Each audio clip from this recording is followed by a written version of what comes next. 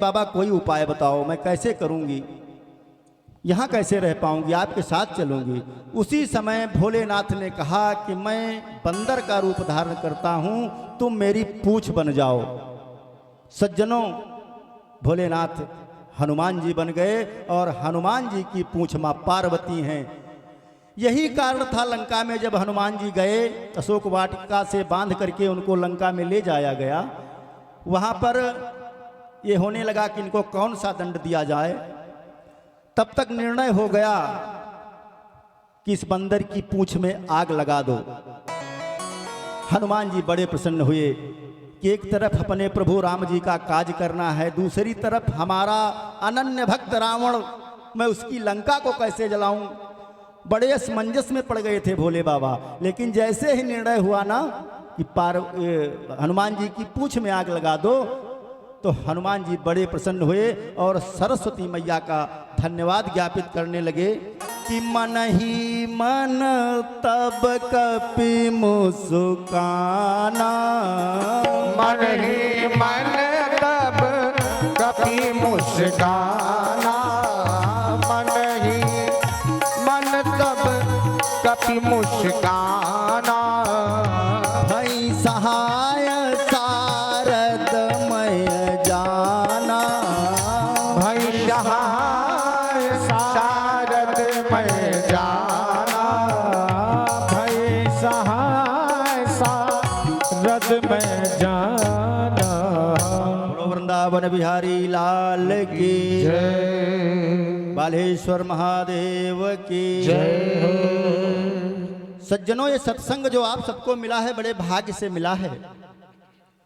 सत्संग का प्रभाव जीवन पर ऐसा पड़ता है, कई लोगों के जीवन बदल गए।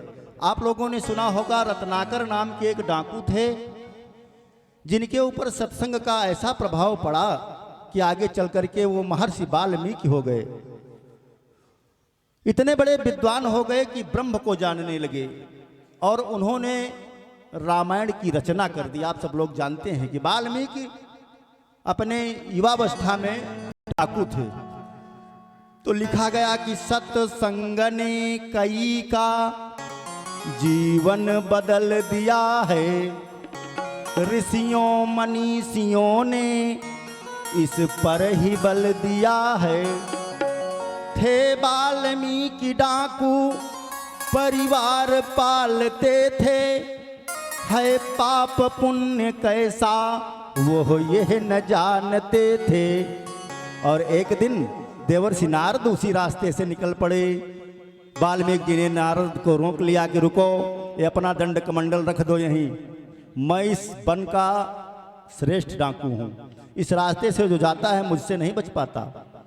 देवर्षि नारद ने कहा जो ये पाप कर्म तुम कर रहे हो, इसका फल तुम्हारा परिवार भी भोगेगा कि तुम अकेले भोगोगे। रत्नाकर के जीवन में ये सत्संग रूपी विचार से इनकी मानसिक स्थिति बदल गई। इन्होंने कहा इसका तो मैंने कभी विचार नहीं किया। देवर्षि नारद ने कहा जो तुम लूटपाट करके पैसा ले जाते हो, इसमें तुम्हारा पूरा परिवार पोषित होता होगा, बच्चे पत्नी माता पिता सब इसी धन के द्वारा उनका जीविकोपार्जन हो रहा है। तो जो तुम ये अपराध कर रहे हो, पाप कर रहे हो, इसका फल तो तुम्हें भोगना पड़ेगा और इस धन से तो तुम्हारे पूरे परिवार का पोषण हो रहा है।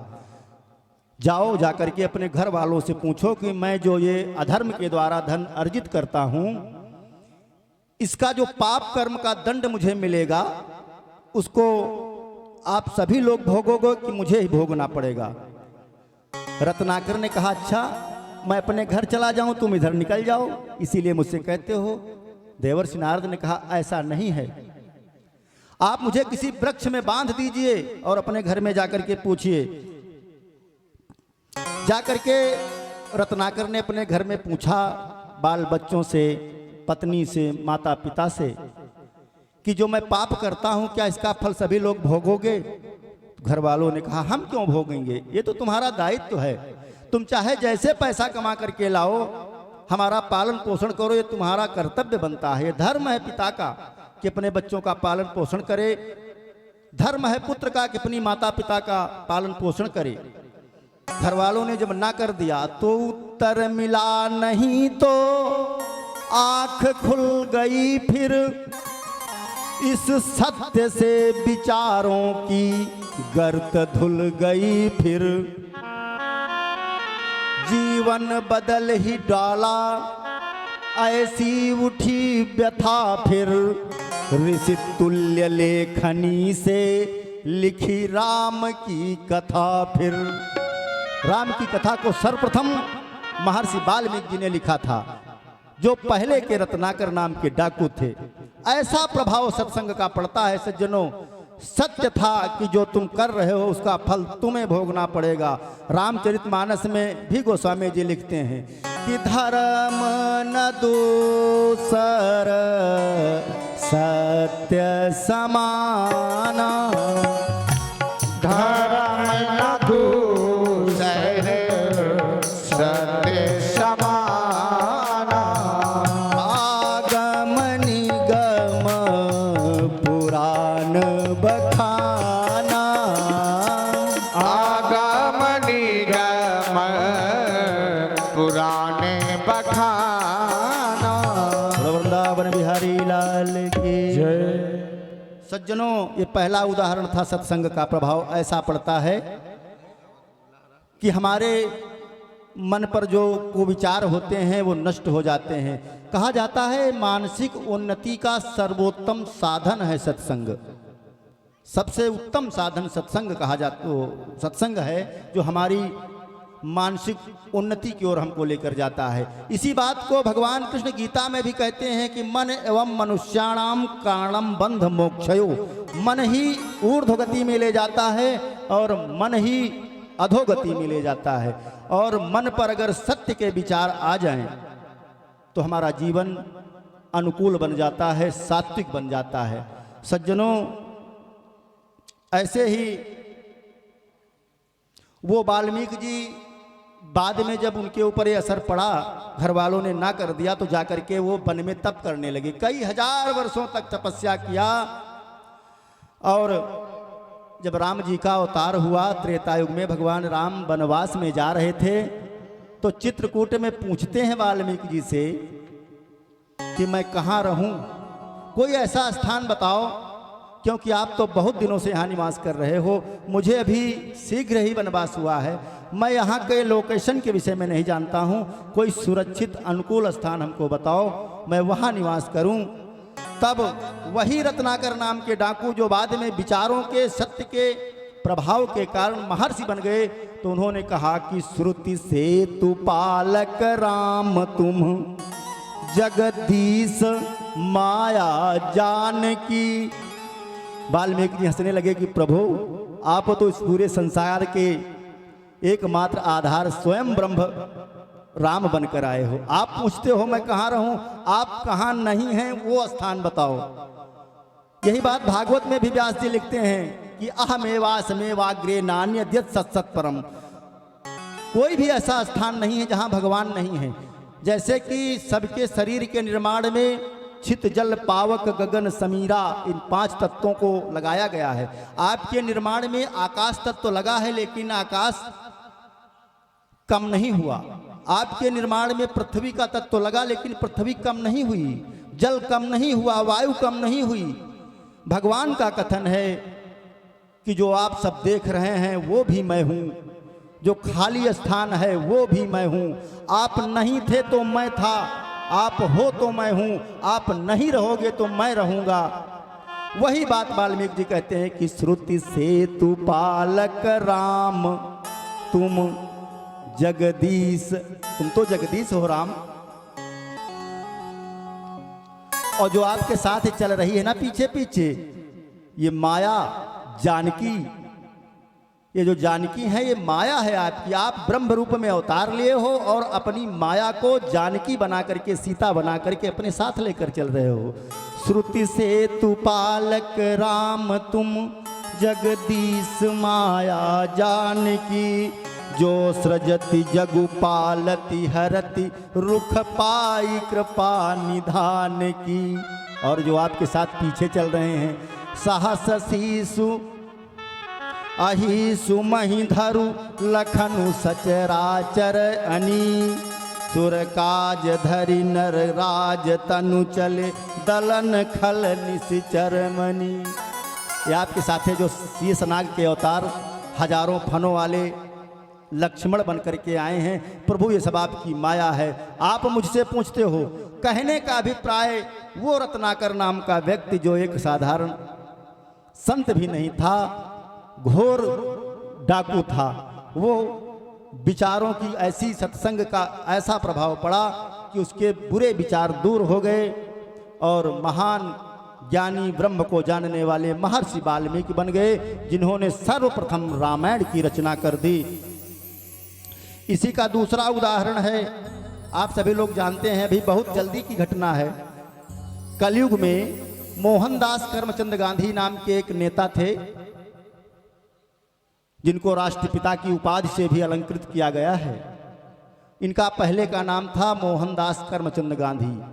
ये एक बार गए थे तो रामलीला हो रहा था, वहां पर हरिश्चंद्र नाटक खेला जा रहा था। उस नाटक को देख करके इनके मन में ऐसा प्रभाव पड़ा कि हरिश्चंद्र ने स्वप्न में विश्वामित्र को अपना राजकोष, खजाना, सत्ता, संपत्ति दान दे दिया था। और सुबह आकर के विश्वामित्र ने पूछा कि रात में आपने क्या स्वप्न में देखा है? तो सत्य बता दिया कि मैंने स्वप्न में आपको सब दान दे दिया है। तो विश्वामित्र ने कहा, फिर मुझे दान दे दो।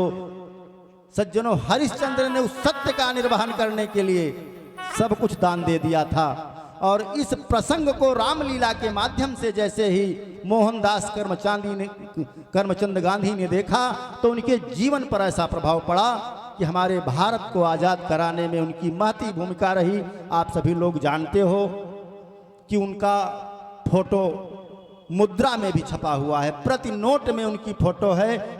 ऐसा कार्य उन्होंने किया और उसका प्रभाव कहाँ से पड़ा? इसी सत्संग से।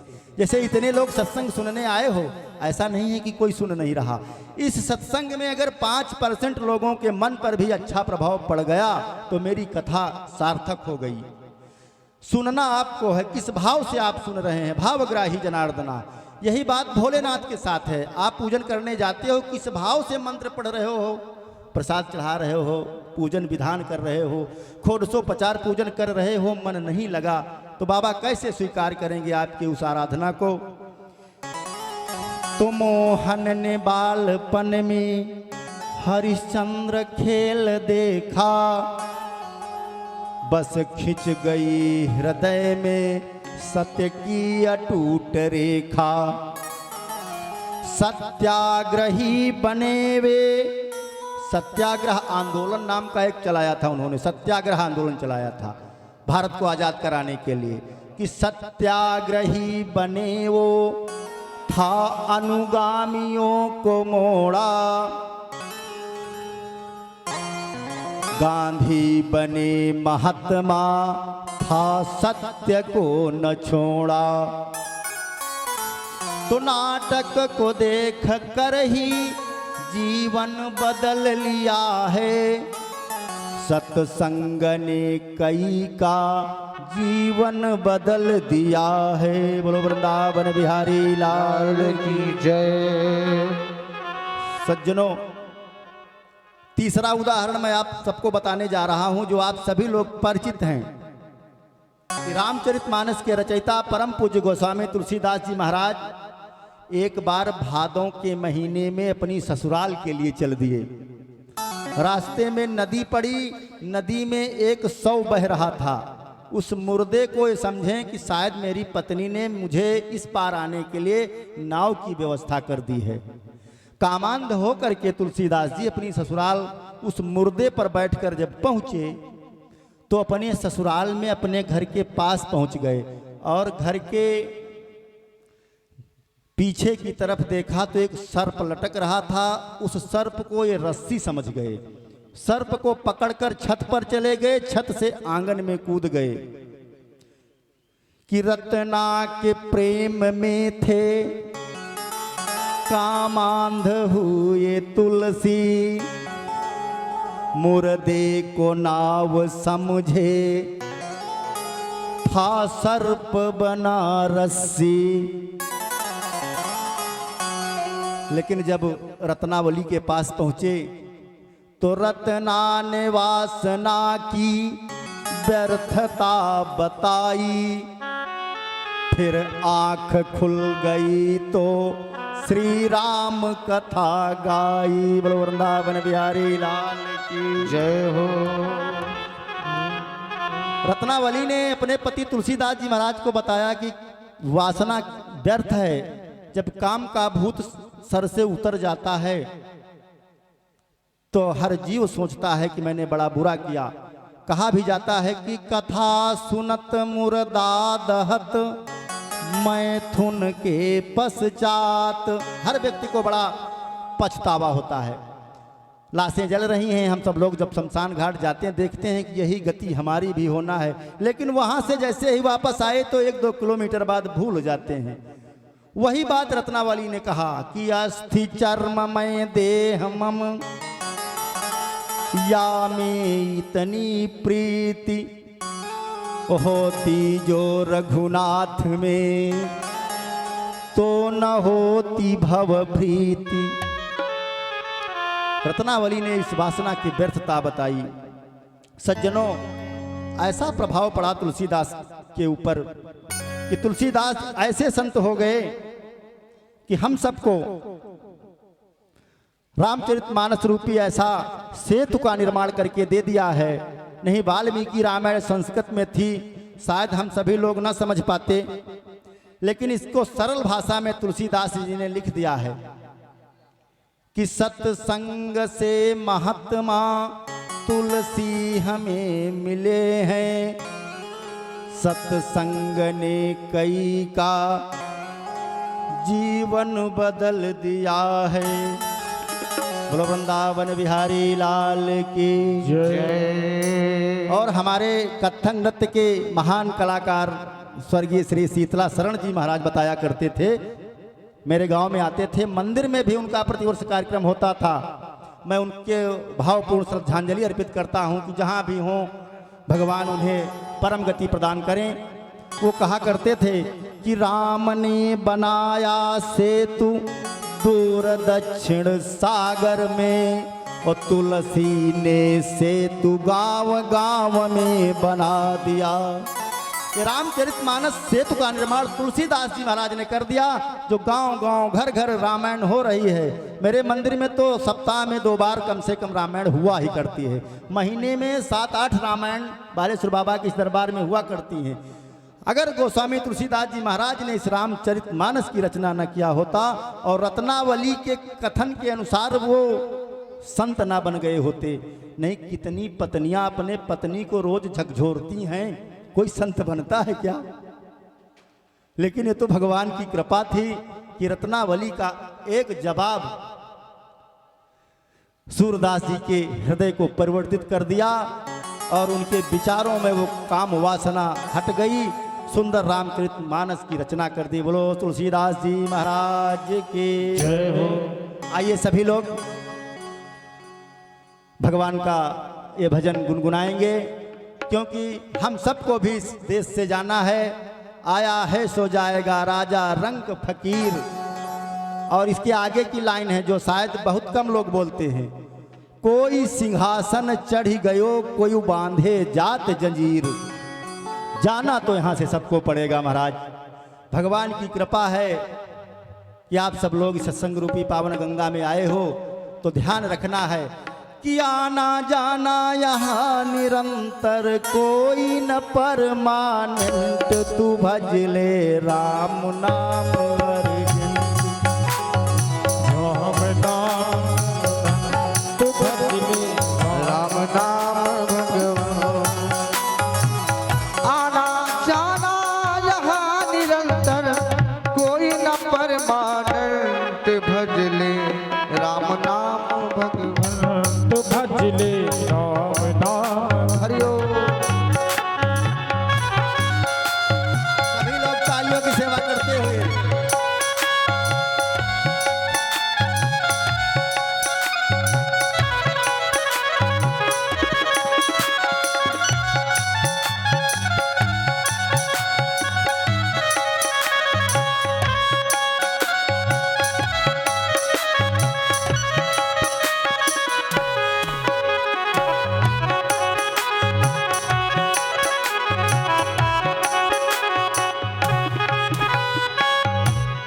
जीवन देने वाले हरि से हो बैठा अपसेंट रे प्राणी, हो बैठा अपसेंट।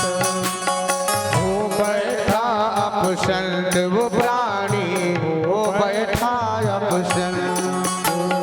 संतों की तू विद्या लेकर, संतों की तू विद्या लेकर बना नई स्टूडेंट, तू भज ले राम नाम अर्जेंट। भजले राम नाम अर्जेंट, भजले राम नाम अर्जेंट।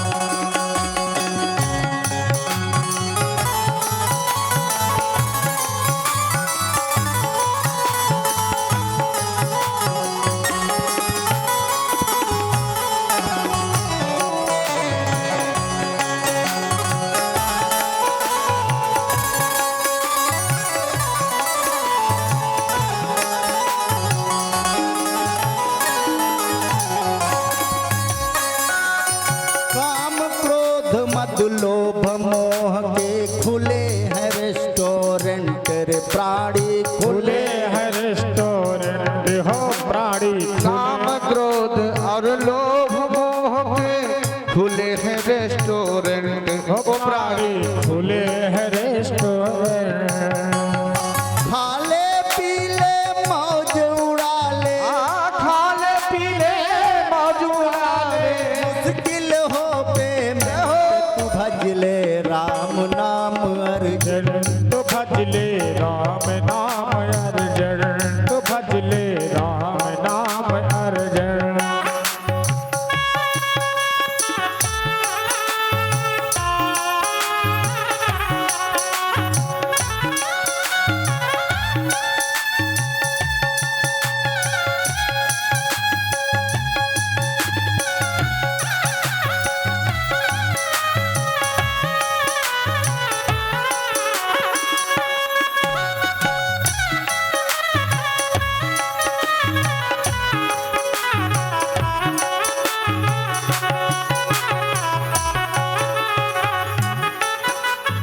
ये मेरा करता बन रहा इंटेलिजेंट रे प्राणी, बन रहा इंटेलिजेंट।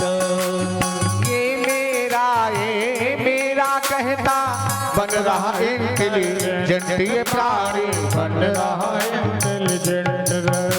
ओ भूल जाएगी सारी चौकड़ी, भूल जाएगी सारी चौकड़ी। उन जज का जजमेंट, तू भज ले राम नाम अर्जेंट। तू भजले राम नाम अर्जेंट, भजले राम नाम अर्जेंट।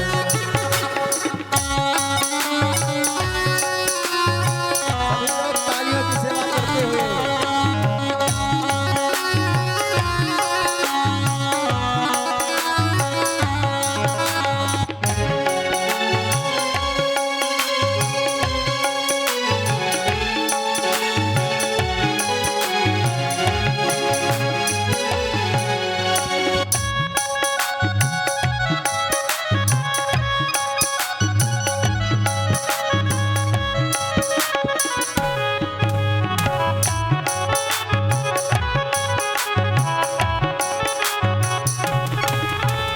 कोट पैंट या हैट लगा कर बन रहा अप टू डेंट रे प्राणी, बन रहा अप टू डेंट।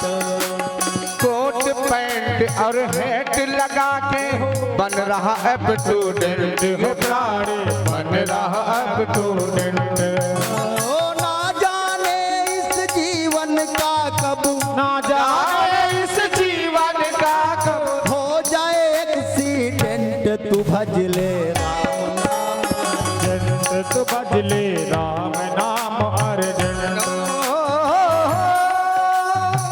ना जाने इस जीवन का कब, ना जाने इस जीवन का कब हो जाए एक्सीडेंट। भजले राम नाम अर्जेंट, भजले राम नाम अर्जेंट।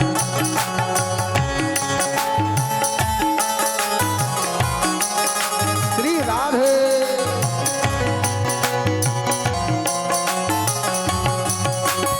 राम नाम तो भजले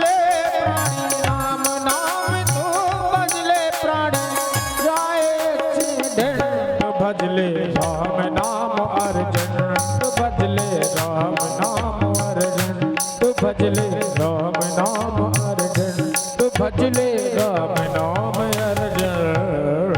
बोलो वृंदावन बिहारी लाल की जय हो। श्री बालेश्वर महादेव जय हो।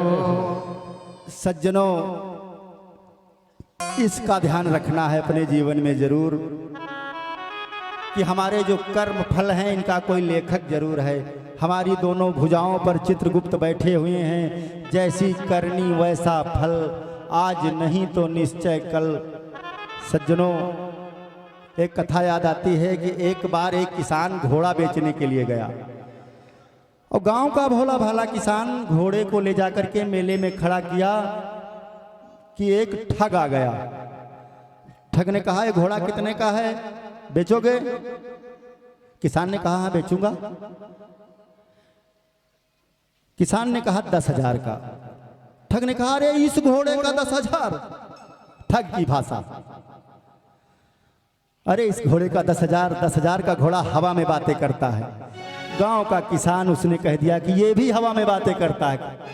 ठग ने कहा, हाँ ये बात जमीन आपकी, मैं इसकी चाल देखूंगा।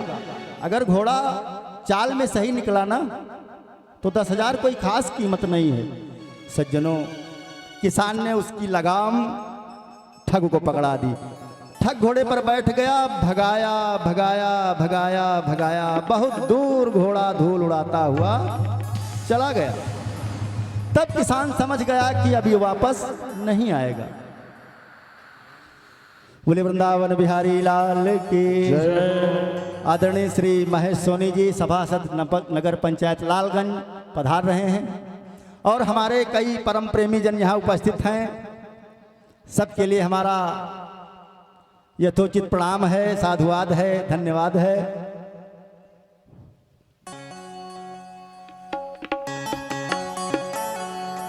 श्री कृष्ण गोविंद हरे मुरारी, हे नाथ नारायण वासुदेव।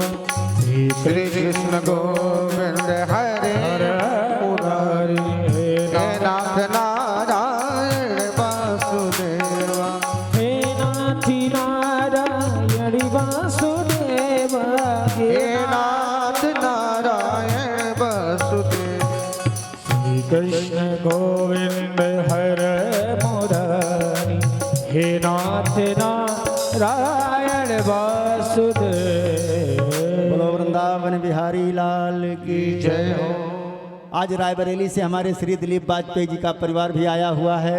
भगवान भोलेनाथ की कृपा उन पर सदैव बनी रहे। उनकी माता जी भी आई हुई हैं, प्रणाम है। सज्जनों, घोड़े को लेकर ठग चला गया। 1 महीने बाद वही ठग उसी घोड़े को ले जाकर के दूर के मेले में बेचने के लिए खड़ा किया। थोड़ी देर बाद एक सेठ जी आए, कहा घोड़ा बेचोगे? ठग ने कहा, हाँ बेचूंगा, इसीलिए लाया हूं। सेठ ने कहा, घोड़ा कितने का है? ठग ने कहा 12,000 का। सेठ ने कहा 1,000 बयाना ले लो, बाकी 11,000 रुपए मैं घर से लेकर आता हूं। ठग ने कहा ठीक है, जाओ पैसे लेकर आओ, मैं खड़ा हूं यहीं। सेठ जी पैसा लेने के लिए घर चले गए। उसी समय एक दूसरा इससे भी बड़ा ठग आ गया और उसने कहा घोड़ा बेचोगे? कोई साधारण व्यक्ति होता तो कह देता घोड़ा बिक गया है, बयाना हो गया है। लेकिन इसने सोचा कि 1,000 तो बयाना का मिला हुआ है, इसको बेच दूंगा, वो 1,000 ये रकम लेकर चला जाऊंगा। ये भी ठग था, लेकिन वो बड़ा ठग था। उसने कहा घोड़ा कितने का बेचोगे? इस ठग ने कहा कि 15,000 का। उसने कहा ठीक है, 15,000 तो कोई ज्यादा कीमत नहीं है। घोड़ा तो जम रहा है मैं, और जम गया ना तो मैं 16,000 दूंगा, लेकिन मैं इसकी चाल देखूंगा। और अगर तुम समझते हो कि इसकी चाल देखने के लिए मैं घोड़ा लेकर कहीं दूर भाग जाऊंगा तो ऐसा नहीं, इसी मेले की बाउंड्री में मैं 3 चक्कर लगाऊंगा और घोड़ा हमको जम गया तो पैसे दे दूंगा। इस ठग ने घोड़े की लगाम लेकर के बैठ गया, घोड़े पर 1 चक्कर लगाया, खड़ा किया उस छोटे वाले ठग के पास कि वाह घोड़ा तो जम रहा है, दूसरा चक्कर लगाया, कहा घोड़ा तो है कला राशि का, घोड़ा तो जम रहा है। तीसरा चक्कर लगाया, एड़ लगा दी घोड़ा बाउंड्री के उस पार। ये घूम करके आया, बाउंड्री पर चढ़कर देखा तो घोड़ा धूल उड़ाता हुआ बहुत दूर निकल गया था। तब इसने सोचा कि अब घोड़ा लेकर के ठगाएगा नहीं। ये अपने मन में पछता ही रहा था कि सेठ जी आ गए कि भैया घोड़ा क्या हो गया, मैंने आपको 1000 रुपये बयाना दिया था, बाकी पैसे लेने के लिए घर गया था, मेरा घोड़ा कहाँ है, आप पैसे लो घोड़ा दो। इसने कहा कि घोड़ा तो बिक गया। सेठ जी ने पूछा कितने में बिका, तो इस छोटे वाले ठग ने कहा जितने में खरीदा था। कितने में खरीदा था? ये ठग भी भगा कर घोड़ा लाया था और इससे भी घोड़ा बड़ा वाला ठग भगा कर ले गया। कहने का अभिप्राय, कर्म प्रधान विश्व करी राखा, जो जस करई सो तस फल चाखा। जैसा आपका कर्म होगा वैसा फल आपको मिलेगा। और अगर ये सोचते हो कि कर्म तो मैंने बुरा आज किया है, सालों बीत गए फल नहीं मिला, तो फल तो मिलना है।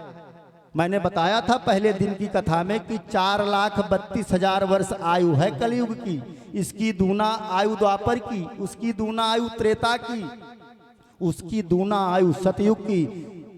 एक बार जब चतुर्युग व्यतीत होता है तो चतुर्युगी कहलाता है। 71 चतुर्युगी का एक मनवंतर होता है। सोचना कितनी बड़ा समय बीत रहा है। और 14 मनवंतरों का एक कल्प होता है, तब ब्रह्मा जी का एक दिन होता है।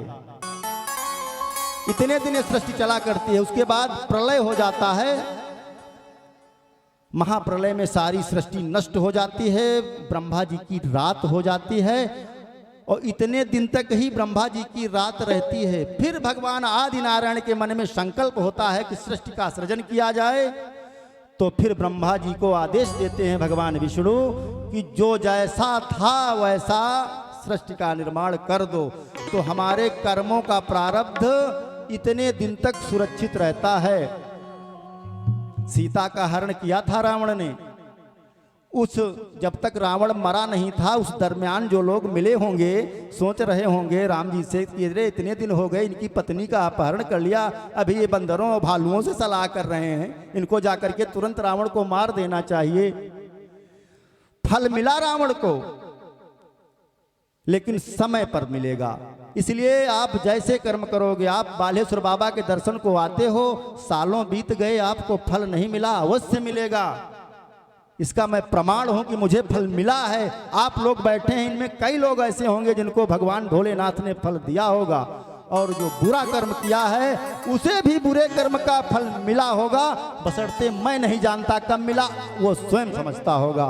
कि दगा किसी का सगा नहीं है, किया नहीं तो कर देखो, जिसने जिसने दगा किया है जाकर उसका घर देखो। जिसने जिसने दगा किया है जाकर उसका घर देखो।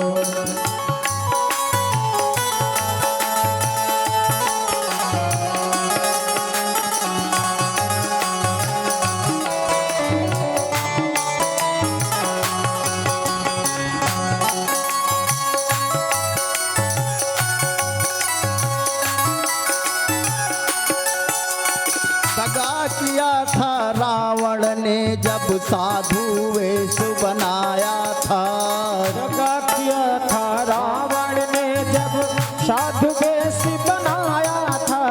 भिक्षा लेने गया था लेकिन सीता ही हर लाया था। भिक्षा लेने गया था लेकिन सीता ही हर लाया था। लंका नगरी राख बनाए, नगरी राख बनाए, पल भर में हनुमत देखो, जिसने जिसने दगा किया है जाकर उसका घर देखो। जिसने जिसने दगा किया है जाकर उसका घर देखो।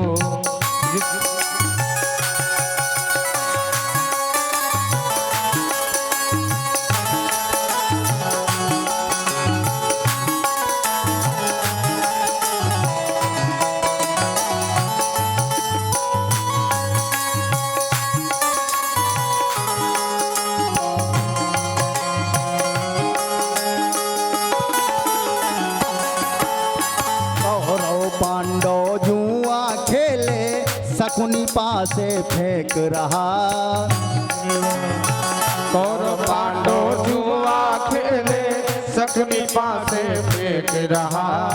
दुर्योधन की दादागिरी वो नटनागर देख रहा।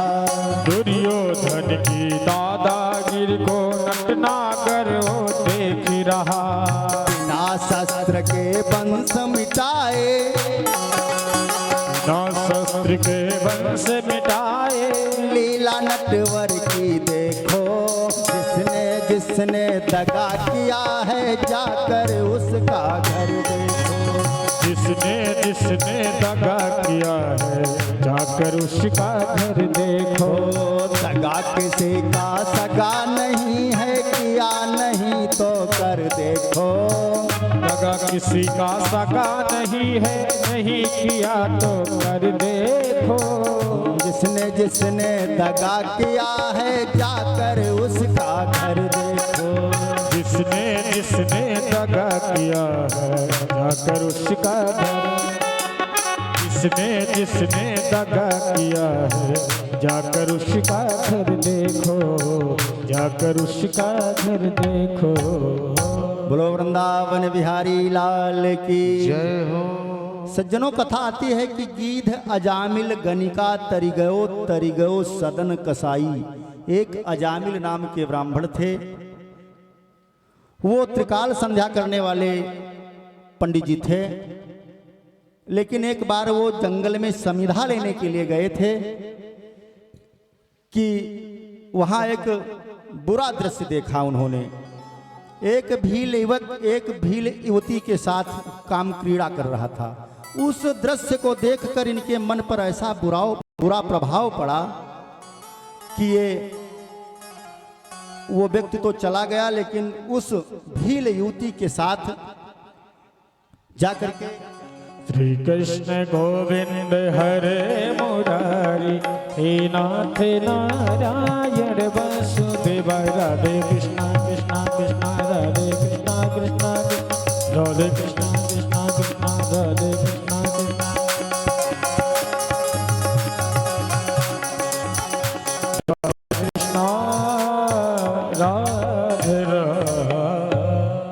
ऐसा बुरा प्रभाव पड़ा इनके मन पर। वही बात जो मैं पहले बता रहा था कि मन बड़ा चंचल है, मन पर कभी विश्वास नहीं करना। पूर्व दिवस की कथाओं में मैंने मन का विवरण बताया कि मन किस प्रकार भटका करता है। गोस्वामी जी ने भी लिखा कि मौसम कौन कुटिल खल कामी। सज्जनों, उस युवती के साथ अजामिल पंडित जी, जो त्रिकाल संध्या करने वाले बहुत बड़े विद्वान पंडित जी थे, सदैव पूजा पाठ में लगे रहने वाले, स्वाध्याय सेवा करने वाले, वो उस युवती के घर में रहने लगे और वो वेश्या थी। अब उसके घर में रहने लगे। अपने ब्याही पत्नी को छोड़ दिया, अपने बाल बच्चों को छोड़ दिया, परिवार को छोड़ दिया। उस वेश्या के प्रेम में इतना मगन हो गए कि अपने घर ही नहीं गए।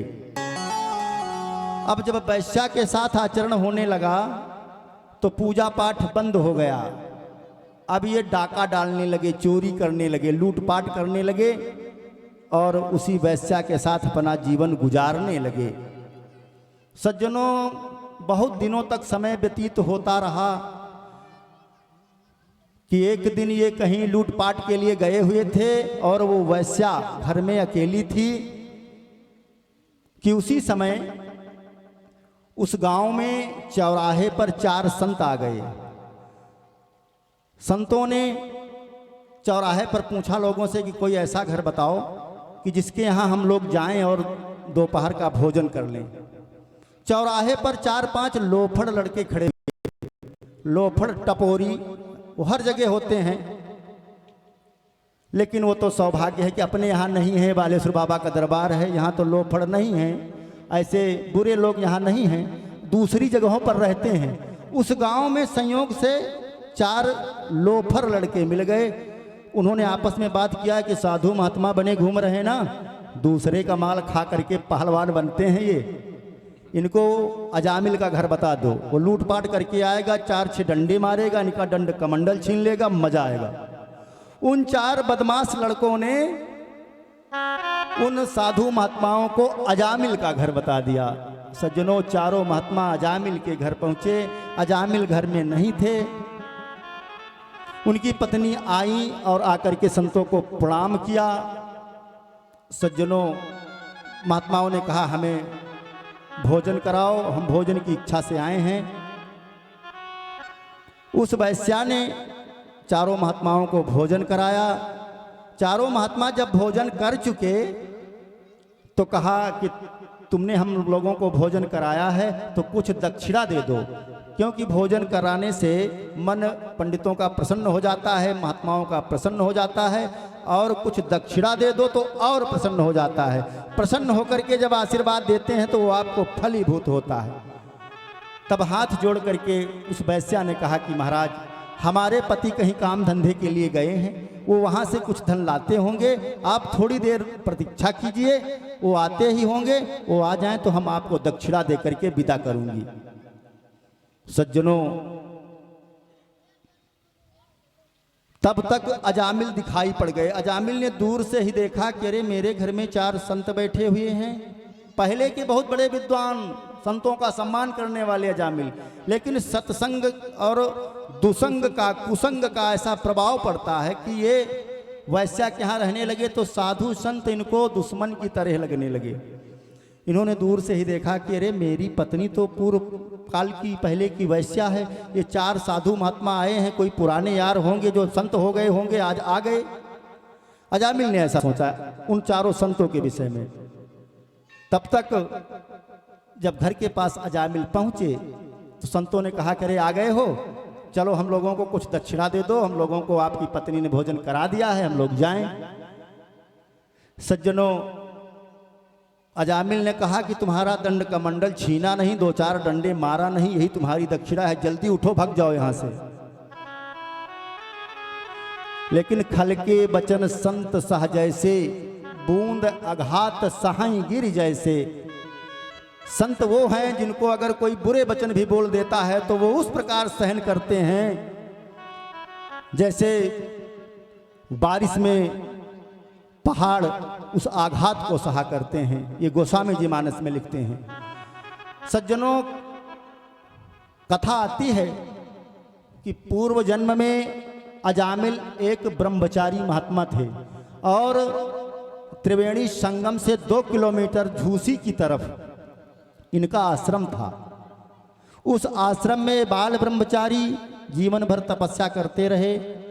बुढ़ापा के समय इनको एक दिन ठंड के कारण, जनवरी का महीना था, कि इनका रक्त प्रवाह रुक गया। इनकी कुटी के पास थोड़ी दूर पर एक दूसरी कुटी थी, वहाँ पर भी एक महात्मा रहते थे। उन महात्मा की पत्नी का स्वर्गवास हो गया था, वो गृहस्थ महात्मा थे, लेकिन अपने कुटिया में उनकी बेटी और वो रहते थे। तो इन अजामिल पंडित जी जो ब्रह्मचारी थे, इनकी कुटिया के पास से वो पंडित जी निकले और जाकर के देखा कि इनका रक्त प्रवाह रुक गया है। अपने कुटिया में पहुंचे, वहाँ उनकी बेटी मिली। बेटी से कहा कि बेटी, वो महात्मा जी जो ब्रह्मचारी जी रहते हैं जानती हो? कहा हाँ पिताजी जानती हूँ। क्या आदेश है? कहा उनका ठंड के कारण उनका रक्त प्रवाह रुक गया है, वो मूर्छित अवस्था में पड़े हुए हैं, अपने पास कोई लकड़ी भी नहीं है, दूसरी कोई कंबल रजाई भी नहीं है।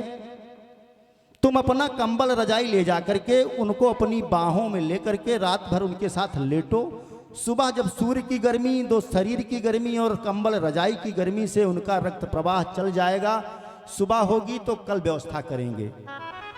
पिता के आदेश का पालन, संत की तपस्या पूरी हो, ऐसा विचार करके वो बेटी अपना कंबल रजाई ला करके अजामिल पंडित जी जो ब्रह्मचारी पहले जन्म थे उनके पास आकर के लेट गई और उस रात उनके साथ लेटी रही। सुबह हुई, सूर्य निकले, 2 कंबल रजाई, 2 शरीर की गर्मी से सुबह प्रातःकाल उनकी मूर्छा टूट गई, वो जागृत अवस्था में आ गए और देखा कि संत की बेटी हमको बाहों में लेकर के लेटी हुई है। उसी समय क्रोध से आग बबूला हो गए और विचार नहीं किए कि संत की बेटी क्यों आई थी। उसको तुरंत श्राप दे दिए कि जा, मेरी मूर्छित अवस्था में तूने मेरा ब्रह्मचर्य तोड़ने का प्रयास किया है, जा अगले जन्म में तू वैश्या हो जा। सज्जनों, यही कारण था कि ये वैश्या उस जन्म की संत की बेटी थी। और जब श्राप दिए तो उसी समय वो संत की बेटी जग गई। उसने कहा, अरे महात्मा जी, थोड़ा विचार तो कर लेते, मुझसे पूछ लेते जगाकर कि तू क्यों मेरे साथ लेटी है।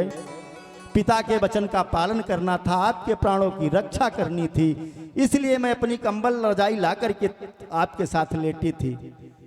तो अगर तुमने मुझे इतना कठोर श्राप दे दिया है तो मैं भी कोई साधारण लड़की नहीं हूं, मैं भी संत की बेटी हूं। तुम्हें श्राप देती हूं कि अगर अगले जन्म में मैं वैश्या हो जाऊंगी तो तुम भी चाहे जितने बड़े विद्वान पंडित हो, मुझसे आकर के मिल करके तुम भी बदनाम हो जाओगे, बर्बाद हो जाओगे। सज्जनों, यही कारण था कि अजामिल दूसरे जन्म में वही ब्रह्मचारी पंडित जी महात्मा अजामिल हुए और वो संत की बेटी दूसरे जन्म में वेश्या हुई। बोले वृंदावन बिहारी लाल की गोविंद हरे गोपाल हरे गोविंद हरे गोपाल हरे। जय जय जय प्रभु दीन दयाल हरे। जय जय प्रभु दीन दयाल हरे। गोविंद हरे गोपाल। बोलो वृंदावन बिहारी लाल की जय हो।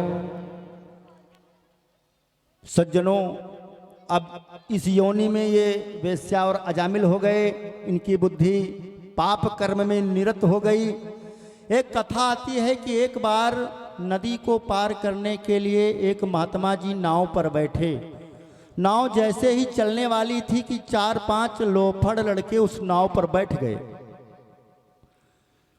और जैसे ही नाव थोड़ा सा आगे बढ़ी कि एक लोफर ने महात्मा जी की चोटी खोल दिया, दूसरे ने चिकोटी काट दी, तीसरे ने महात्मा जी की लंगोटी खींच ली, चौथे ने पान कहाया था, महात्मा जी के ऊपर पान थूक दिया।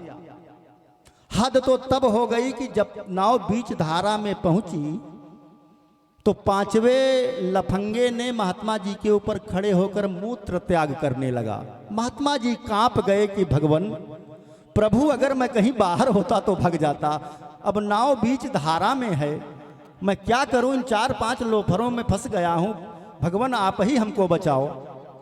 बहुत अंतरात्मा से भगवान को पुकारे। उसी समय भगवान उसी नाव पर प्रकट हो गए और कहा, महात्मा जी आप ठीक से नाव पकड़ो, मैं इस नाव को पलटी करने जा रहा हूं। तुम जन्म जन्म के महात्मा मेरी पूजा आराधना में लीन रहते हो, ये 4-5 लफंगे तुमको परेशान करते हैं, आप ठीक से नाव को पकड़िए, मैं अभी नाव को पलटी करने जा रहा हूं।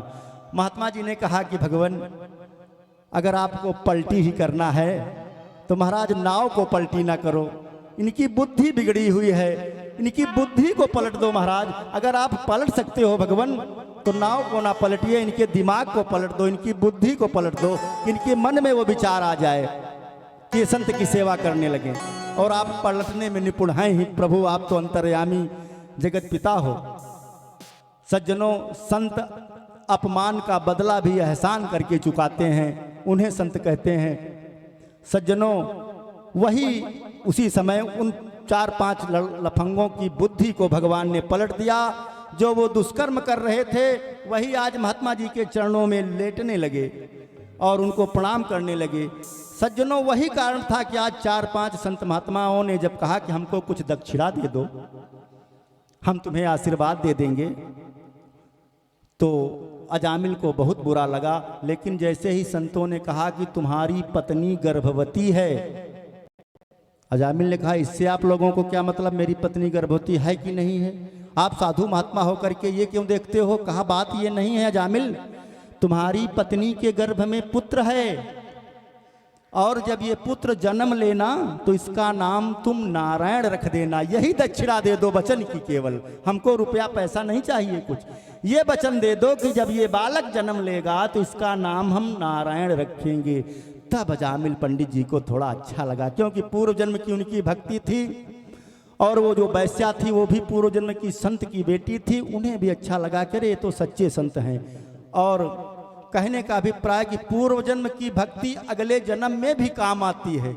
आप लोग कथा में आए हो सकता है जाने अनजाने आपसे पाप कर्म हुआ हो, लेकिन आपके किसी न किसी जन्म की भक्ति जरूर है जो आपको यहाँ तक खींच कर लाई है। नहीं यही सर आवत अति कठिनाई, यही सर आवत अति कठिनाई, राम कृपा बिनु आई न जाई, राम कृपा बिन आई न जाई। बोलो वृंदावन बिहारी लाल की जय हो। सज्जनों, उसी समय पूर्व जन्म की उनकी भक्ति जागृत हो गई और उस वैश्या और अजामिल ने महात्मा जी को प्रणाम किया, उनको दक्षिणा देकर विदा किया। और जब अजामिल के पुत्र का जन्म हुआ तो उसका नाम नारायण रख दिया। कुछ दिनों बाद अजामिल का जब अंत समय आया तो अजामिल अपने उस बेटे से बहुत प्यार करता था। और इस जीव की ये दशा है कि जिसको इस बहुत प्यार रहता है इस जीव का, जिस व्यक्ति से अंत समय उसकी बहुत याद आती है। तो उस समय अजामिल ने अपने नारायण नाम के बेटे को याद किया और बार बार नारायण नारायण जपने के कारण भगवान के पार्षद नारायण को लेने, अजामिल को लेने के लिए आ गए। उसी समय यमराज के दूत भी आ गए। यमराज के दूतों ने कहा हम ले जाएंगे, भगवान के पार्षदों ने कहा हम ले जाएंगे। भगवान के पार्षदों ने यमराज के दूतों को भगा दिया। यमराज के दूत यमराज के पास पहुंचकर कहते हैं प्रभु ये कैसा नियम है, अजामिल ने बहुत बड़ा पाप किया था, वैश्यागमन किया था, उसको लाने के लिए भगवान के पार्षद क्यों रोक रहे हैं। तब यमराज कहते हैं कि उसने अपने अंत समय में नारायण नाम लिया है, भगवान का नाम लिया है। और जो जीव अंत समय भगवान का नाम ले लेता है वो भगवान के परम धाम का अधिकारी होता है। अजामिल की कथा से हम सबको नाम महिमा का प्रभाव समझ में आता है कि हम कोई बहुत बड़ा पूजन यज्ञ अनुष्ठान न कर सकें तो केवल भगवान का नाम गुण करते रहें, तब भी हमारा जीवन पार हो जाएगा। तो आइए 2 बार श्री राम नाम का आप सब उच्चारण करेंगे और अपनी जिह्वा को पवित्र करेंगे कि श्री राम जय जय राम, श्री राम जय जय राम, श्री राम जय जय राम, श्री राम जय जय राम, श्री राम जय जय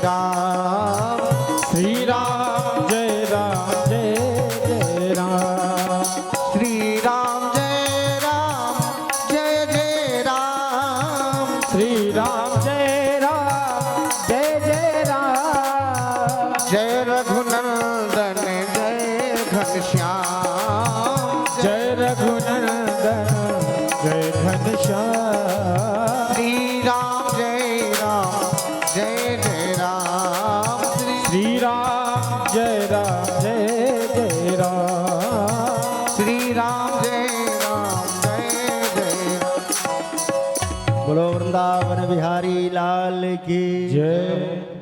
श्रीमद् भागवत महापुराण में अनेक कथाएं आती हैं, सबका वर्णन हो पाना 7 दिनों में कठिन है, नहीं हो सकता। मुख्य कथाओं को लेकर के हम सब चल रहे हैं, बाकी कथाओं को प्रणाम है। सज्जनों, आज भागवत में 4था दिन है। भगवान कृष्णचंद्र के जन्म की ओर आप सबको लेकर चलते हैं कि एक बार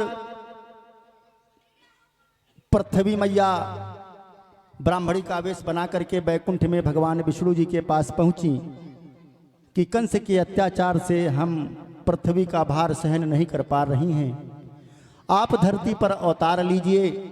सारे देवताओं ने भी भगवान से प्रार्थना किया कि प्रभु आप धरती पर आकर के इसका भार कम करिए, संतों को सुख पहुंचाइए। तब आदि नारायण भगवान विष्णु कृष्ण के रूप में अवतार लेने के लिए चलते हैं। सज्जनों, भगवान का स्वभाव ही ऐसा है। गोस्वामी जी भी मानस में लिखते हैं कि जब जब होय धर्म कै हानि, बाढ़हि असुर अधम अभिमानी, तब तब धरि प्रभु विविध शरीरा, हरहि सदा सज्जन भव पीरा। इसी बात को भगवान कृष्ण भी कहते हैं कि यदा यदा हि धर्मस्य ग्लानिर्भवति भारत, अभ्युत्थानम् अधर्मस्य तदात्मानं सृजाम्यहम्। परित्राणाय साधूनां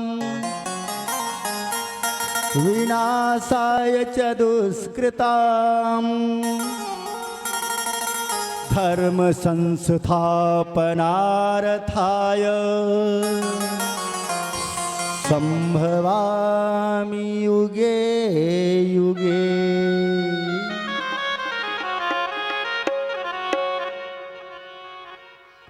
मथुरा का एक राजा था उग्रसेन, और उग्रसेन की एक बेटी थी जिसका नाम था देवकी। देवकी का चचेरा भाई था कंस, जो बाद में मथुरा का राजा बना और इस पृथ्वी पर बहुत अत्याचार करने लगा। सज्जनों, लेकिन एक गुण था कंस में कि देवकी से बहुत प्यार करता था। देवकी के विवाह की सारी जिम्मेदारी कंस ने स्वयं अपने हाथों में उठा रखी थी। कई जगह जाकर के देवकी के विवाह के लिए देखा, लेकिन कहीं लड़का जब पसंद ना आया तो अपने मित्र वसुदेव जी से ही कहा कि आपसे सुंदर कोई हमको वर नहीं मिल रहा है, मैं अपनी बहन का विवाह आपके साथ कर देना चाहता हूं। तब वसुदेव जी ने कहा कि आप इतने बड़े राजा हो, मैं तो साधारण व्यक्ति हूं। कंस ने कहा नहीं, मैं चाहता हूं कि ये मित्रता रिश्तेदारी में बदल जाए। सज्जनों, यही कारण था कि देवकी का विवाह वसुदेव जी के साथ किया था और बड़े ठाठ बाट के साथ कंस ने देवकी का विवाह संपन्न कराया। सुबह जब देवकी विदा होने लगी तो रथ ला करके कंस ने स्वयं देवकी को बैठाया और घोड़ों की लगाम अपने हाथ में पकड़ लिया कि मैं ही देवकी को उसकी ससुराल तक छोड़ने जाऊंगा। जैसे ही देवकी को लेकर रथ चला कि आकाशवाणी हुई कि अय कंस, जिस बहन को तो इतने लाड़ प्यार के साथ छोड़ने जा रहा है, इसी का 8वां लाल तेरा काल होगा। सज्जनों, जब अपने जान पर आ जाती है ना, तब कुछ अच्छा नहीं लगता।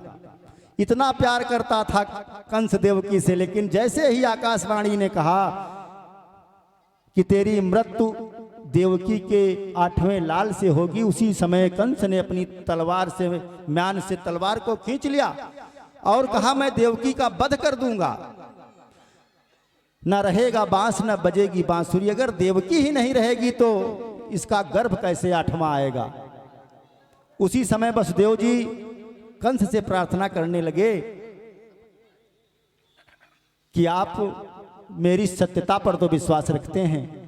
वसुदेव जी सदैव सत्य बोलने वाले थे, उन्होंने कभी जीवन में असत्य नहीं बोला था। उन्होंने कहा कि मैं सत्य बोलता हूं कि आपको ला करके प्रत्येक गर्भ दे दिया करूंगा। आप 8वें की बात करते हो, मैं सारे 8 पुत्र ला करके आपको दे दूंगा। सज्जनों, कंस बहुत विचलित हुआ, क्योंकि आज पहली बार कंस के जीवन में आकाशवाणी आई थी कि अय कंस, तेरी मृत्यु अब निश्चित है।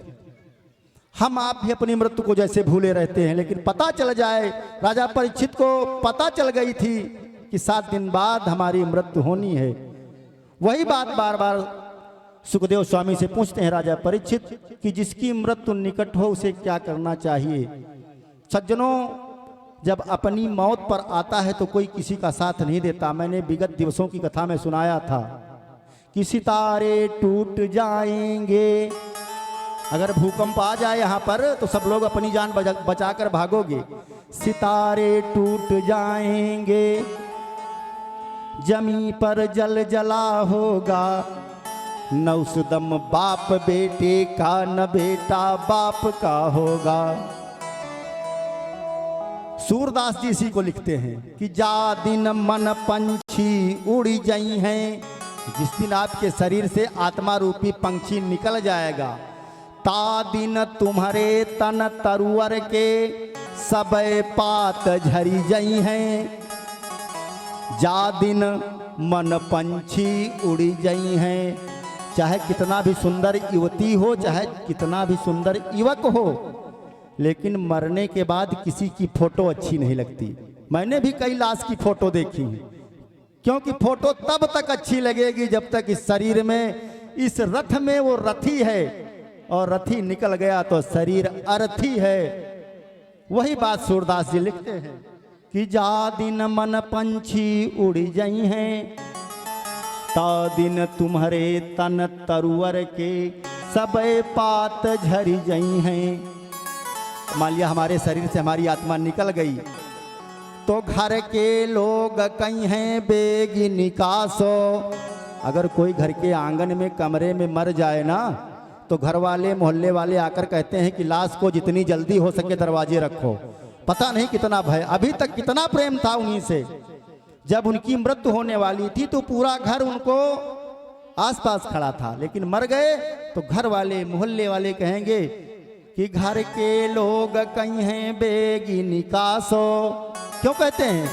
नहीं भूत भये धरी खई हैं, भूत हो जाएंगे। अब इनकी आत्मा नहीं है शरीर में, डरता है आदमी उसी से जिससे बहुत प्रेम है, उसी को आत्मा निकल जाने के बाद जीव डरने लगता है। घर के लोग कहीं हैं बेगी निकासो, नहीं भूत भये धरी खई हैं। कब? जा दिन मन पंछी उड़ जाई हैं। और जिस पत्नी से इतना प्रेम है ना, जिस पति से इतना प्रेम है ना, वही पति पत्नी, आपकी आत्मा जब आपके शरीर से निकल जाएगी, अगर पत्नी का स्वर्गवास हो जाए तो पति अपने कमरे में जाकर के अपनी पत्नी की फोटो को देखने में डरेगा।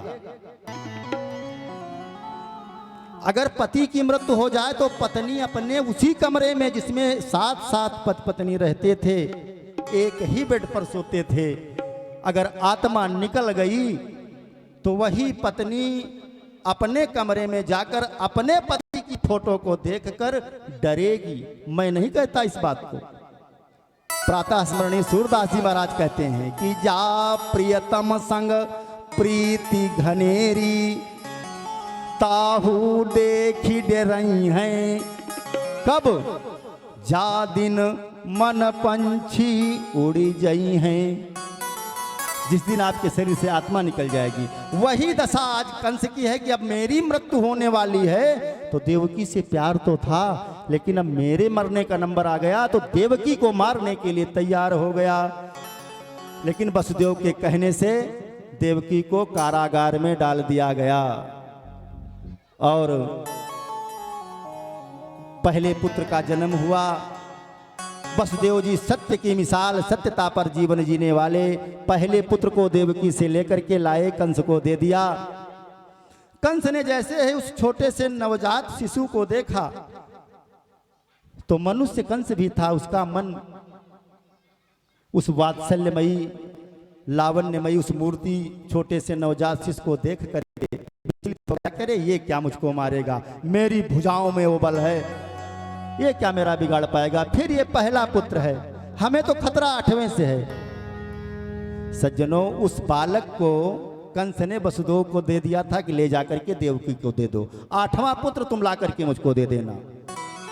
लेकिन उसी समय देवताओं ने देवर्षि नारद से कहा कि अगर इस प्रकार ये छोड़ता रहेगा तो इसका पाप का घड़ा नहीं भरेगा। अरे इसके मन में तो दया आ गई है, अगर कंस को करुणा आ जाएगी, दया आ जाएगी, तो इसका जो पाप कर्म है, वो घड़ा है, वो कब भरेगा। उसी समय देवर्षि नारद प्रकट हो गए और आ करके कहते हैं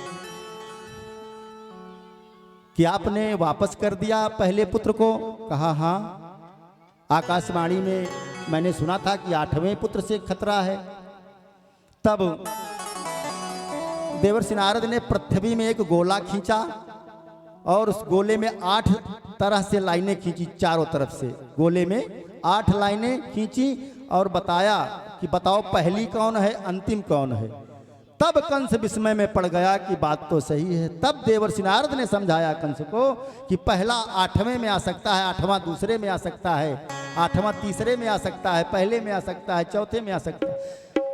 तुमको किसी भी बालक पर विश्वास नहीं करना चाहिए। सज्जनों, उसी समय दौड़ करके वसुदेव जी से बालक को लेकर के कंस ने धरती में पटक दिया। उस नवजात शिशु के चीथड़े उड़ गए। मांस के टुकड़ों को ला करके अपने गमछे में रखा वसुदेव जी ने और जा करके यमुना नदी में उसका अंतिम संस्कार किया। इसी प्रकार 6 बालकों को मारते रहे। जब 7वें बालक का नंबर आया तब भगवान विष्णु शेषनाग से कहने लगे कि रामावतार में आपने शेषनाग जी बहुत अच्छा अभिनय किया था, अब मैं धरती पर अवतार लेने के लिए जा रहा हूं, आप एक बार पुनः मेरे भाई बन जाओ। तब शेषनाग जी कहते हैं मैं आपका भाई नहीं बनूंगा। रामावतार में मैं लक्ष्मण बनकर गया, सीता जी का क्या दोष था। लंका में अशोक वाटिका से लाकर के आपने कहा कि अग्नि परीक्षा लो। आपने कहा कि मेरी सीता अग्नि में है, इसलिए अग्नि में परीक्षा लेना जरूरी है। आप ब्रह्म हो, आप उसका परिणाम समझते हो, मैं जीव हूं, मैं क्या समझूं, इसलिए मैं आपका भाई नहीं बनूंगा। तब भगवान विष्णु ने कहा कि तुम बहुत अच्छा अभिनय कर लेते हो, काम तो मैं अकेले भी चला दूंगा, लेकिन तुम रहोगे ना तो तुमसे अच्छा अभिनय नहीं कोई कर पाएगा, इसलिए तुम मेरे भाई बन जाओ। तब शेषनाग ने कहा कि अगर बनूंगा भी तो अब की बार बड़ा भाई बनकर चलूंगा। सज्जनों, यही कारण था कि वसुदेव जी की दूसरी पत्नी जो गोकुल में नंद बाबा के यहाँ कंस के भय के कारण रहती थी, रोहिणी जी के गर्भ में शेषनाग जी का वहाँ प्राकट्य हुआ और 8वें रूप में अखंड कोटि ब्रह्मांड नायक, सृष्टि के एकमात्र आधार भगवान कृष्णचंद्र के रूप में अवतरित हुए। और भगवान का जन्म जब होता है तो चतुर्भुज नारायण में होता है। सज्जनों, उनका जन्म मथुरा के उस कंस के कारागार में हो गया। बोलो कृष्णचंद्र भगवान की जय हो। जब उस बालक को देख करके देवकी आज सोचने लगी कि अब ये अंतिम बालक है, कैसे करेंगे, कंस तो इसको भी मार डालेगा। सज्जनों, भगवान की कृपा से उसी समय चतुर्भुज नारायण रूप में देवकी के सम्मुख भगवान प्रकट हो गए और देवकी से कहा कि मैं आपका पुत्र बनने के लिए आया हूं, मुझे तुम पुत्र रूप में स्वीकार करो। तब देवकी ने कहा कि प्रभु आप मेरे पुत्र कैसे बनोगे।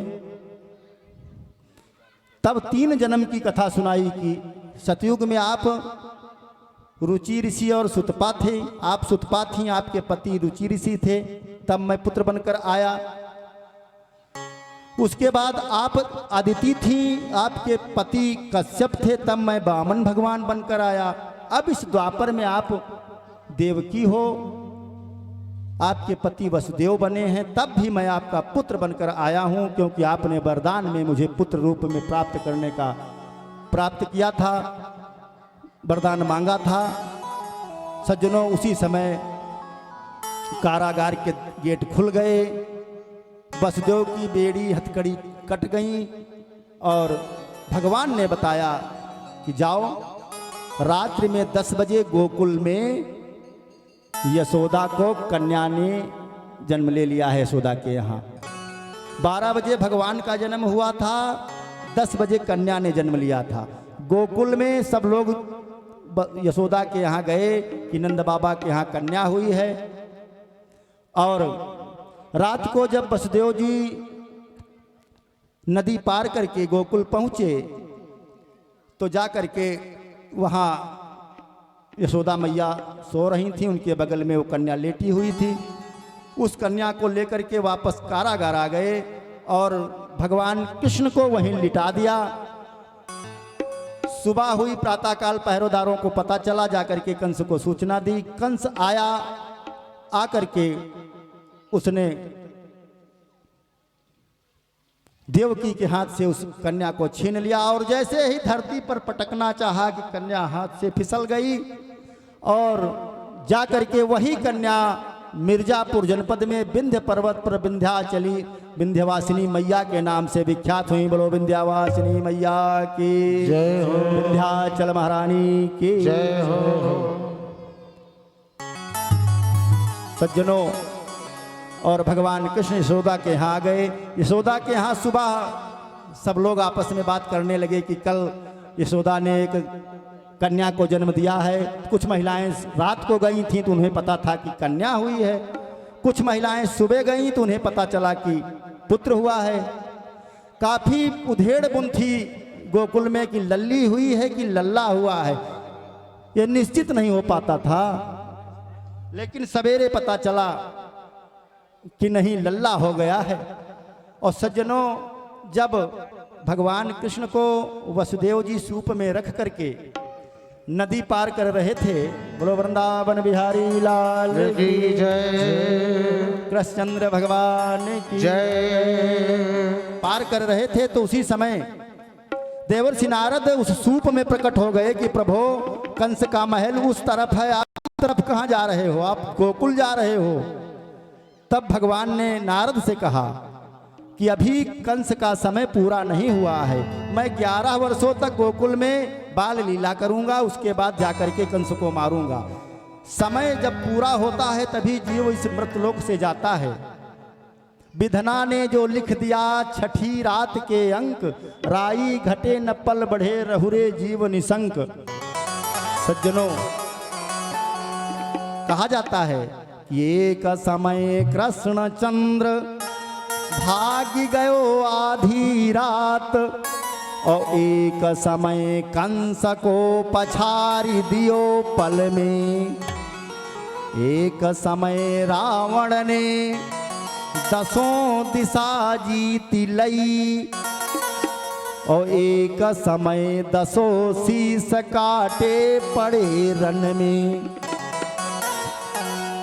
एक समय अर्जुन ने महाभारत जीत लई, हो एक समय भिल्लन ने लूट लियो वन में।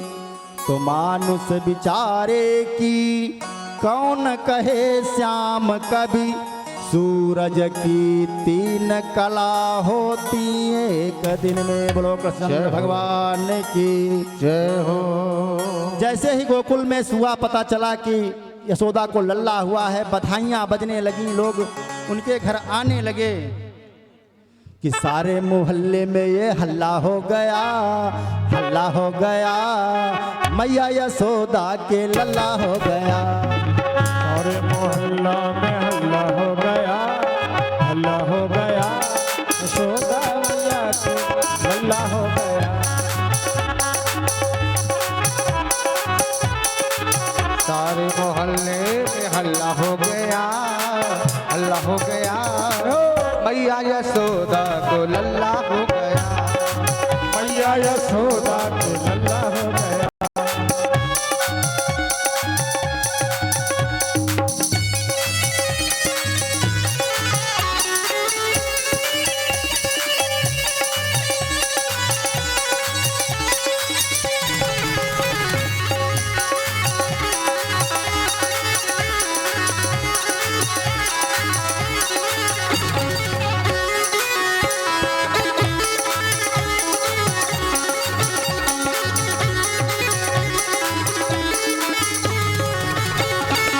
जय यशोदा रानी लल्ला मोहल्ला में हल्ला सो मची गयो।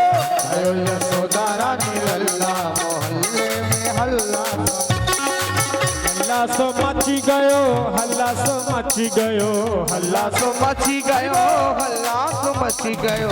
जय यशोदा रानी लल्ला मोहल्ला में हल्ला सो मची गयो। जय यशोदा रानी लल्ला मोहल्ला में हल्ला सो। सभी लोग तालियों की सेवा करते हुए बड़ा सुंदर पावन समय है। हरिओम बाबा के दरबार में भगवान के चित्त में जागरण हो रहा है।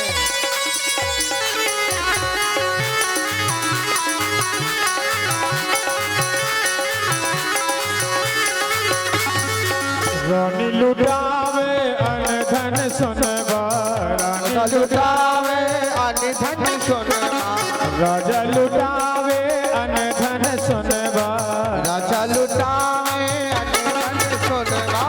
रानी लुटावे छाप छल्ला मोहल्ला में हल्ला सो मची गयो। लुटावे छाप छल्ला मोहल्ला में हल्ला सो मची गयो। रानी लुटावे छाप छल्ला मोहल्ले में हल्ला सो मची गयो।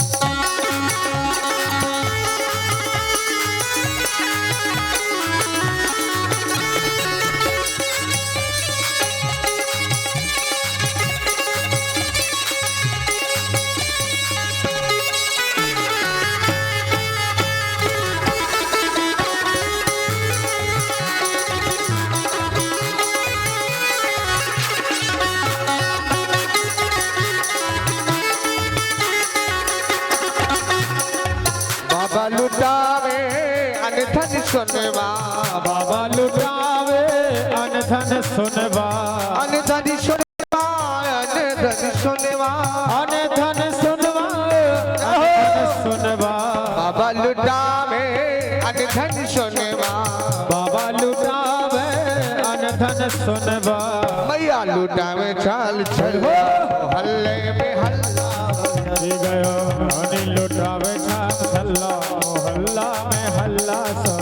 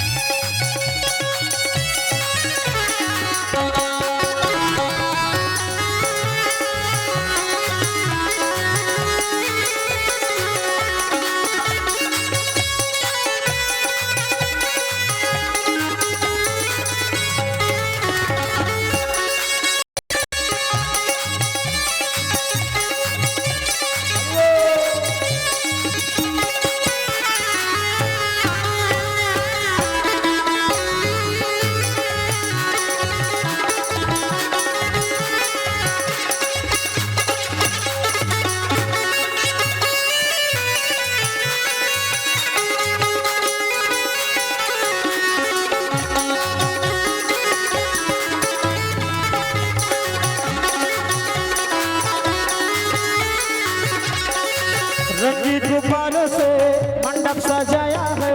मिश्री पावे के एक केक मंगाया है। इसको चखेगा श्याम तो हो। सब बोलेंगे हैप्पी बर्थडे टू यू। सब बोलेंगे हैप्पी बर्थडे टू यू। हम सब बोलेंगे हैप्पी बर्थडे टू यू। रंगी गुब्बारों से मंडप सजाया है। मिश्री पावे का एक केक मंगाया है। इसको चखेगा श्याम तो सब बोलेंगे हैप्पी बर्थडे टू यू। हम सब बोलेंगे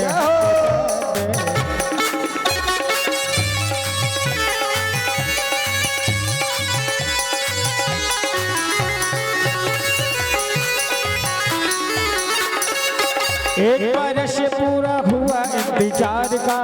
आया है जन्मदिन मदन मुरार का। आया है जन्मदिन मदन मुरार।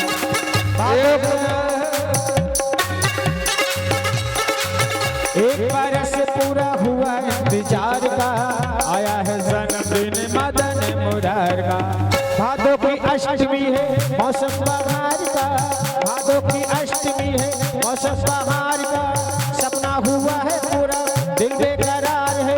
अब तो मैं कैसे रहूं चुप चुप चुप चुप।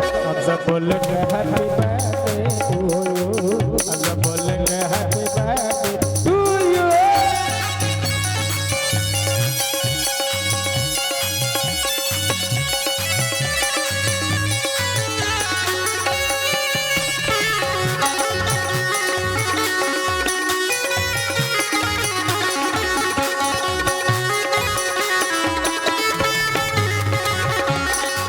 जय कन्हैया रानी लल्ला मोहल्ला में हल्ला सो मची गए, जय यशोदा रानी लल्ला मोहल्ला में हल्ला सो मची गए।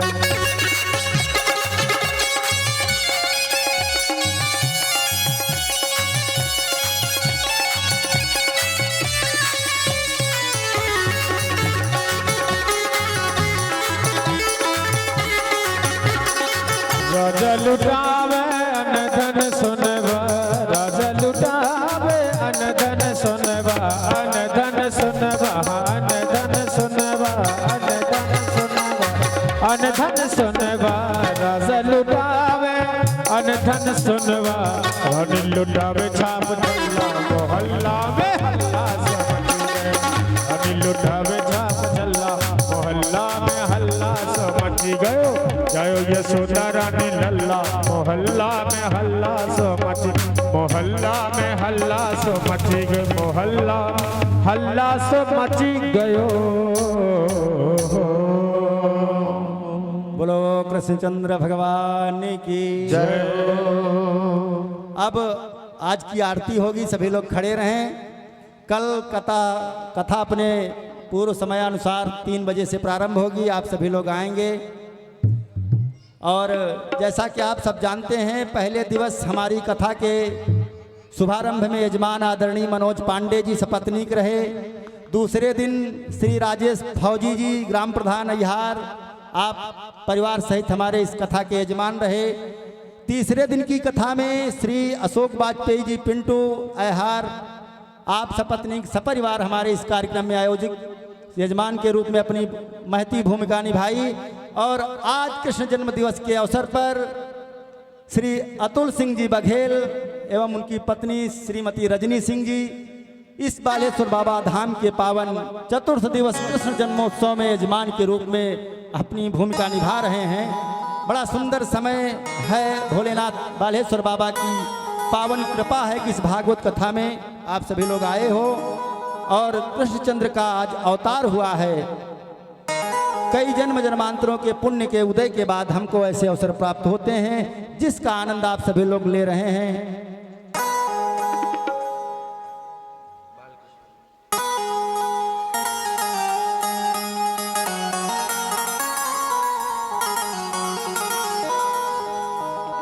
आरती बाल कृष्ण की कीजिए, आरती बाल कृष्ण की कीजिए, आरती बाल कृष्ण की कीजिए, अपनों जन्म सुफल कर लीजिए, अपनों जन्म सुफल कर लीजिए। श्री यशोदा को परम दुलारो, श्री यशोदा को परम दुलारो, बाबा की अखियन को तारो, बाबा की अखियन को तारो, गोपिन के प्राणन सो प्यारे, गोपिन के प्राण सो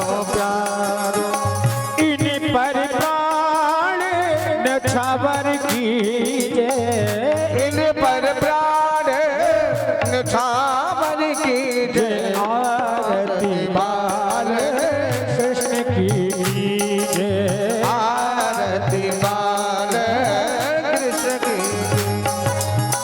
बलदाऊ को छोटो भैया, बलदाऊ को छोटो भैया, कनुआ कही कही बोलत मैया, कनवा कही कही बोलत मैया, परम मुदित मन लेते बल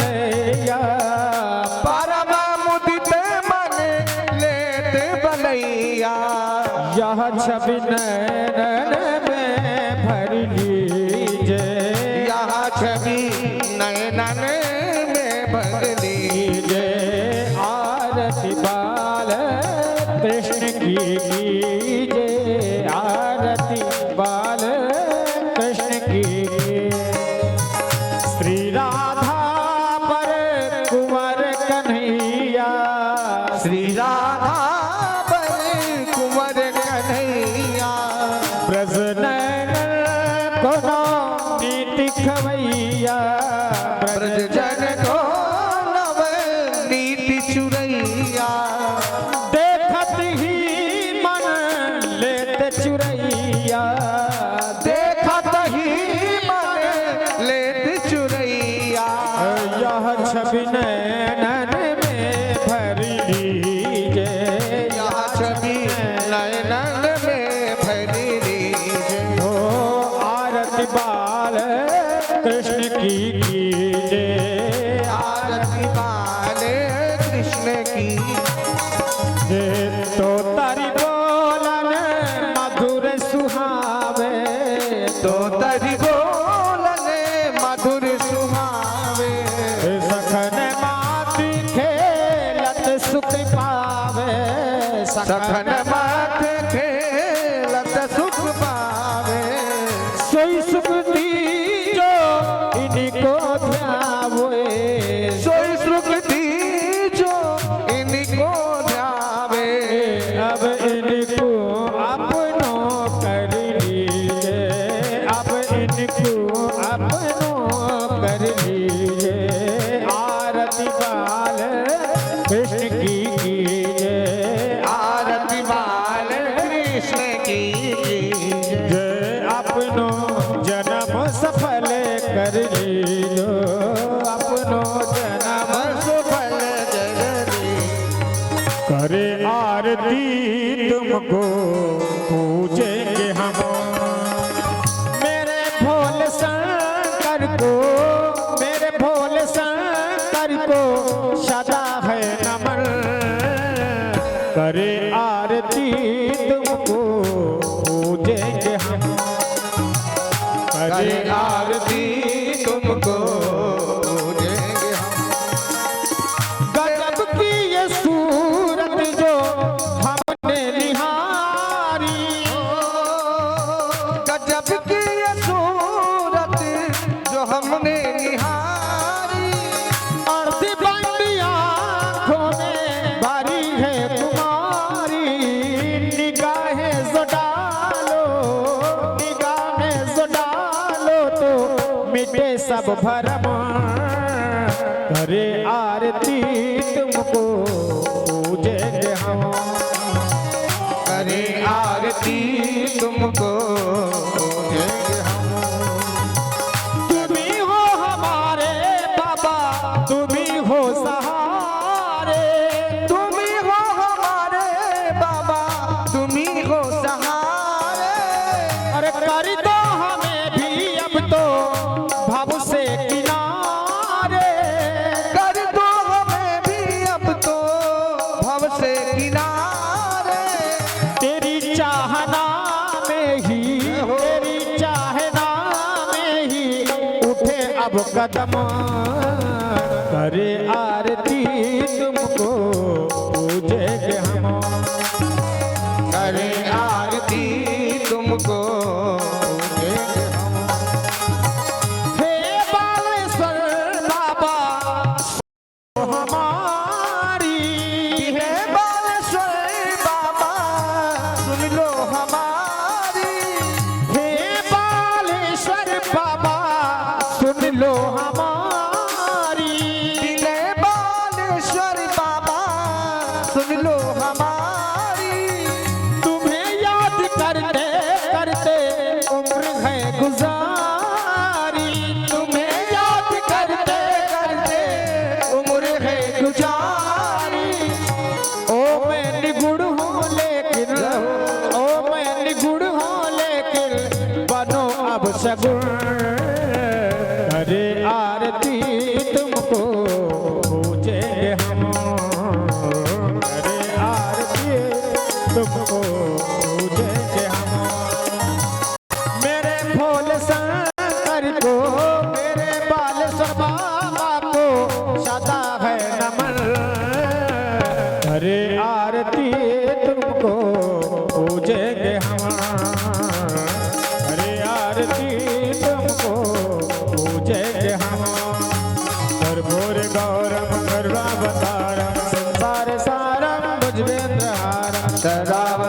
शरणम हृदयारविंदे भम भवानी सहितं नमामि। त्वमेव माता च पिता त्वमेव बन्धुश्च सखा त्वमेव त्वमेव विद्या द्रविणं त्वमेव त्वमेव सर्वं मम देव देव। हरे राम राम राम हरे हरे हरे राम राम राम हरे हरे। हरे कृष्णा कृष्ण कृष्ण हरे हरे कृष्ण कृष्ण हरे हरे। बोले बालेश्वर भगवान की जय। श्री कृष्ण जन्म उत्सव की जय हो। श्री सनातन धर्म की जय हो। श्री भागवत महापुराण की जय हो। श्री व्यास जी महाराज की जय हो। श्री बालेश्वर धाम की जय हो। आज के आनंद की जय हो। गंगा मैया की जय हो। सरजू मैया की जय हो। जमुना मैया की जय हो। धर्म की जय हो। धर्म की जय हो। अधर्म का नाश हो। प्राणियों में सद्भावना हो। विश्व का कल्याण हो। भगवान का अवतार हो। गौ हत्या बंद हो। ओम नमः पार्वती पदे हर हर महादेव। जय जय श्री राधे जय जय श्री राधे जय जय श्री राधे श्याम। सभी लोग बैठ जाएंगे, प्रसाद एवं आरती लेकर ही जाएंगे। आज श्री राम अवतार गुप्ता जी के द्वारा सोठैला प्रसाद की भी व्यवस्था की गई है और कल की कथा में गोवर्धन पूजा होगी। आप सभी लोग अवश्य अधिक से अधिक संख्या में पधारें और गोवर्धन पूजा में सबको प्रसाद लेकर आना है। जो भी आपसे बन सके, छोटा सा प्रसाद, थोड़ा प्रसाद, क्योंकि कल गोवर्धन पूजा में जो घर से प्रसाद आता है जिन परिवारों से, वहाँ बहुत अच्छी बरकत होती है, ऐसा भागवत का प्रमाण है। तो आप सबसे निवेदन है कि कल की कथा में आप सभी लोग अपने अपने घर से थोड़ा थोड़ा प्रसाद लेकर जरूर आएंगे और यहाँ आकर के सब एक में मिश्रित कर दिया जाएगा। तेरा तुझको अर्पण क्या लागे मेरा, यही बांट दिया जाएगा। सभी लोग बैठ जाएं, आरती एवं प्रसाद लेकर ही जाएंगे। कल कथा 3 बजे से प्रारंभ होगी। आप समय का ध्यान रखते हुए अवश्य पधारें। बोलो बालेश्वर महादेव की जय।